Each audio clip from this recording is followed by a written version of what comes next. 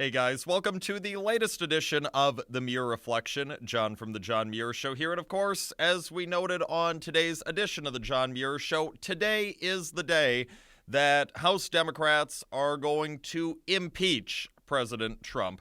They're going to impeach him over two articles, one alleged obstruction of Congress and the other alleged abuse of power.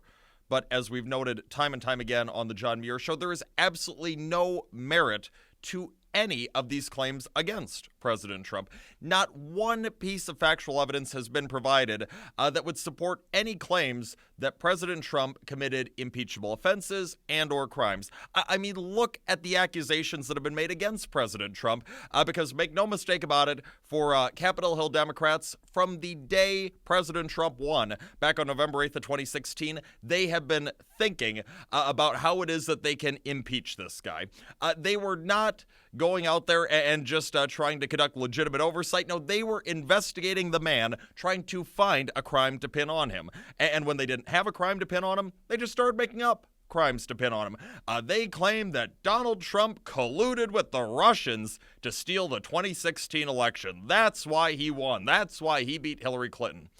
Only for every single investigation into alleged Trump-Russia collusion to come back and show that there was absolutely zero evidence of Trump-Russia collusion. Every investigation into the matter came to that conclusion, including the Democrats' once beloved Mueller investigation that burned 32 million taxpayer dollars. And then after the Trump-Russia hoax failed, of course, Capitol Hill Democrats, they didn't admit that they were lying all along. Nope, they just pivoted right to the Trump-Ukraine hoax. They repackaged the Russia hoax, and boom, we had the Ukraine hoax.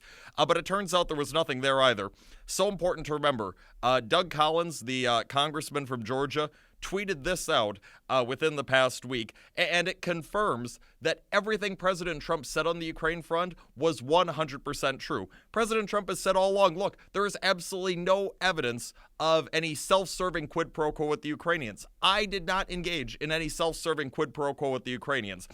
President Trump released the full transcript of the July 25th call in question, and it showed that there was no self-serving quid pro quo with the Ukrainians. Rather, President Trump noted that all along, the conversation he had with the Ukrainians, the withholding of U.S. military aid to Ukraine, it was all about trying to get the Ukrainians to clean up the widely publicized corruption in its country, to ensure that U.S. tax dollars weren't going to be pocketed by some corrupt official or go for some unintended corrupt purpose.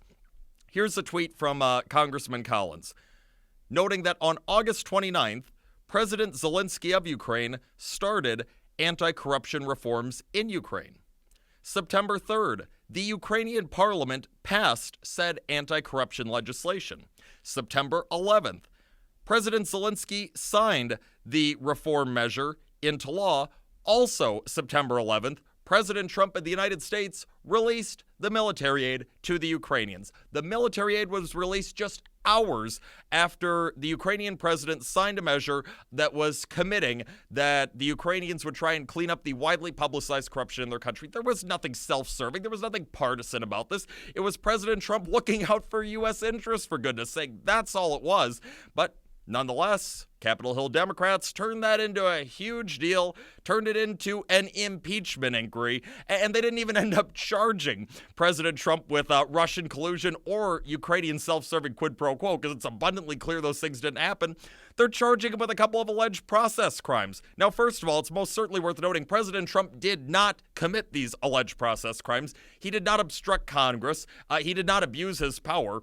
He is doing everything that was within the powers that were granted to him by the voters who duly elected him back on November 8th of 2016. At times, he was exercising executive privilege, and yeah, even presidents that are hated by the elite left still get to exercise executive privilege when they so choose. President Trump did not even commit these process crimes, but even if he did, let's say for the sake of conversation he did commit these process crimes, the things that constitute these two articles of impeachment against him, do we really want the standard in the United States of America to be after every election, the losing party gets angry, they make some absolutely bogus, unsubstantiated accusations against the winner of that election, they open meritless investigations into said a winner of the election, said political opponent, and then they end up trying to undo the result of that election because of some process crime. Oh, you obstructed the investigation that we had no grounds to open in the first place. I certainly don't want that standard to be the reality in the United States of America. And for all of the rest of you who care about U.S. well-being and U.S. legitimacy going forward, understand the importance of having free and fair elections in our constitutional republic, I highly doubt you want that to be the standard either. That is why we should all oppose this impeachment charade that Democrats are pushing on us. And that's all the time that we have for today. More of the John Muir Show each and every weekday, 8:40 a.m. on WTAQ, 9 a.m. at WSAU and WHBL. Till next time, I'm out.